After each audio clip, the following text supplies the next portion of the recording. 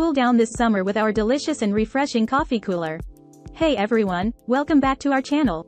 Today, we're going to show you how to make a refreshing and delicious coffee cooler that's perfect for hot summer days. If you're a coffee lover like us, you're going to love this recipe. So, let's get started. Ingredients: 1 cup strong brewed coffee, chilled. 1/2 cup milk. 1/4 cup sweetened condensed milk. 1 teaspoon vanilla extract.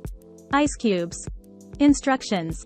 In a blender, combine the chilled coffee, milk, sweetened condensed milk, and vanilla extract. Add a handful of ice cubes to the blender and blend until smooth.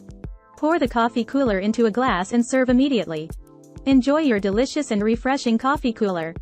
Thanks for watching our video on how to make a coffee cooler. If you enjoyed this recipe, make sure to give it a thumbs up and subscribe to our channel for more delicious recipes. And don't forget to leave a comment below letting us know what other recipes you'd like to see us make. We'll see you in the next video.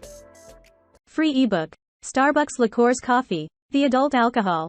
Worth $5.99. Link to description. https://tinyurl.com. 3 Coffee Lover.